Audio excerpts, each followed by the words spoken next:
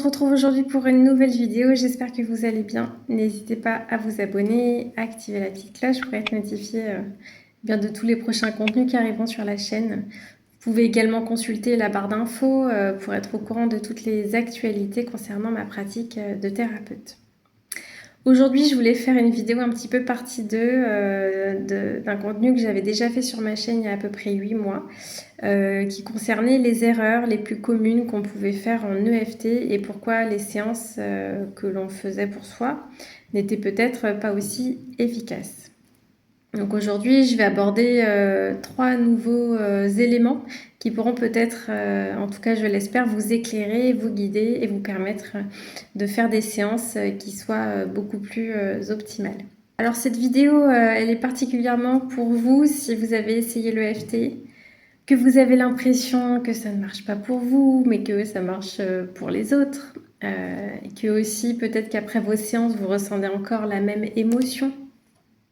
Que les problèmes que vous essayez d'aborder en séance reviennent aussi systématiquement, eh bien c'est peut-être que vous faites quelques petites erreurs entre guillemets qui vous empêchent de travailler en profondeur sur vos problématiques.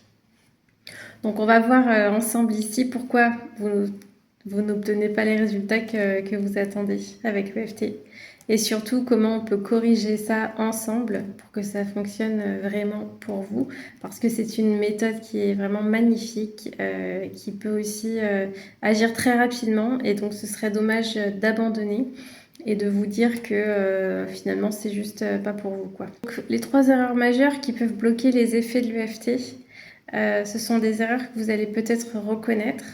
Et je vous donnerai à chaque fois bien des solutions qui soient concrètes pour aller plus loin et explorer ce qui a besoin d'être mis en lumière. Donc la première erreur ici, c'est de travailler sur des sujets ou des problématiques qui sont beaucoup trop vagues, puisque l'EFT, c'est une technique qui fonctionne extrêmement bien, mais quand elle est ciblée. Donc le problème, c'est que beaucoup de personnes tapotent sur des phrases qui sont trop générales. C'est pour ça que dans les séances que j'ai pu proposer sur la chaîne, je vous dis souvent d'adapter les phrases à votre contexte de vie, au contexte de votre problématique, pour pouvoir justement poser vos mots, vos émotions plus en profondeur et donc faire des séances qui vous parlent directement et de laisser bien évidemment ce qui ne vous convient pas. Donc c'est toujours simple, bien entendu, d'avoir une trame quand on débute avec l'EFT et qu'on n'est pas très inspiré, qu'on a du mal parfois même à poser des mots concrets sur ce qu'on ressent, sur ce qu'on vit. Donc les séances que je vous propose, bien évidemment, c'est un départ pour vous allumer la petite étincelle pour ensuite vous donner des idées pour vous-même. Mais par exemple, lorsque c'est trop vague et que ça ne vous concerne pas directement, par exemple, tapoter sur des phrases « je ne vais pas bien » ou « j'ai peur de l'échec », on voit bien ici que les phrases, elles sont très vastes et qu'elles n'activent pas vraiment l'émotion racine, l'émotion source de manière précise. Donc par exemple, quand vous dites « j'ai peur de l'échec », eh bien ici, il faudrait nommer et décrire quel type d'échec exactement. Est-ce que c'est un entretien raté? Est-ce que c'est un examen, un projet qui n'a pas pu aboutir? Il faut vraiment aller chercher l'événement spécifique et le souvenir précis. Donc parfois, vous pouvez même dater, hein, si vous le souhaitez, dire voilà, ça s'est passé hier ou ça s'est passé en 2020, etc. Tout en continuant à tapoter.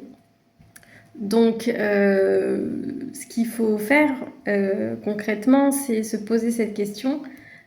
Quand est-ce que j'ai ressenti ça la dernière fois? Ou quel est le moment le plus marquant qui est lié à cette émotion? Donc, travailler sur une scène très précise, un souvenir qui est clair avec des détails. Si vous pouvez aussi fournir un lieu, les personnes qui étaient présentes, pourquoi pas, et surtout ce que vous avez ressenti dans votre corps à ce moment-là. Vous pouvez même dire j'ai ressenti ça au niveau du plexus, au niveau du thorax, etc. ou j'ai eu un mal de tête, j'ai eu chaud, j'ai eu froid, enfin vraiment toutes les sensations sont très importantes. Alors pourquoi c'est crucial? C'est parce que c'est là finalement que se cache la charge émotionnelle que le EFT peut libérer. Donc si vous restez trop en surface, vous allez tapoter sur des généralités et les résultats finalement seront faibles. Donc l'erreur numéro 2, c'est de ne pas être vraiment connecté aussi à votre émotion. Donc parfois, les personnes, elles font leur séance EFT un peu comme une checklist. Donc on récite des phrases, on tapote, mais ça reste dans la tête, dans le mental. Et en fait, on a besoin avec l'EFT de descendre directement dans le cœur et dans le corps.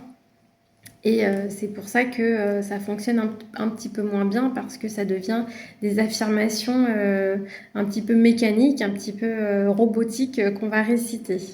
Le FT en fait a besoin d'une connexion émotionnelle qui soit réelle.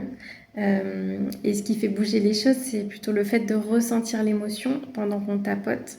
Même si c'est inconfortable, c'est pas grave.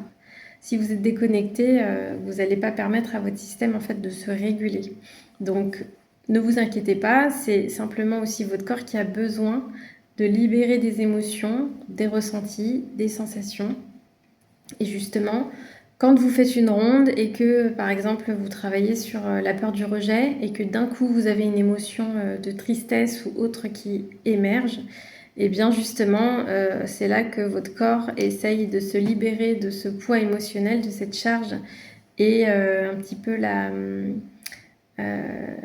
rebascule de l'inconscient au conscient pour un petit peu mettre la lumière dessus et vous dire, voilà, il y a une émotion qui a été engrammée, encapsulée dans votre corps, dans vos muscles et justement, là, vous voyez, vous êtes en train de traiter une problématique et cette émotion, pouf, elle ressort et justement, elle en profite pour se faire connaître et remonter à la surface pour être mieux libéré. Donc, si vous avez une émotion qui émerge, s'il vous plaît, n'arrêtez pas votre ronde et ou nier ou invisibiliser cette émotion, ressentie ou sensation, mais prenez-la au vol et incluez-la dans votre ronde jusqu'à ce que vous vous sentiez mieux. Et ensuite, vous pouvez continuer sur ce que vous étiez en train de dire. Et c'est important de dire eh bien voilà, j'ai cette tristesse qui émerge. Bon, je ne sais pas trop ce qu'elle a à me dire, mais visiblement, elle était en moi. Elle a besoin d'être libérée. Et là, je la ressens tout particulièrement au niveau du ventre. Je sens que mes intestins se tordent. En fait, je me sens pas très bien. Et peut-être que cette tristesse, elle vient simplement me dire que voilà, je me suis pas écoutée à ce moment-là, etc., etc. Enfin, vous voyez l'idée. Donc, un autre exemple, c'est quand vous dites je suis en colère. Mais que vous ne ressentez rien. En fait, vous êtes neutre dans votre émotion. Dans ce cas-là, vous ne touchez pas vraiment non plus le cœur du problème. Donc le mieux à faire, c'est par exemple pendant la ronde de prendre un moment pour vous reconnecter à l'émotion, même de faire une petite pause, de visualiser justement, comme on l'a dit, la scène, écouter ce que vous disiez à ce moment-là quand vous avez ressenti cette émotion. Ressentez ce que ça a fait dans votre corps. Est-ce que c'est une boule, une tension dans la gorge, etc. Et de noter l'intensité émotionnelle de 0 à 10. Si c'est à 2 ou à 3, par exemple, vous pouvez essayer d'aller chercher une autre scène qui est un peu plus chargée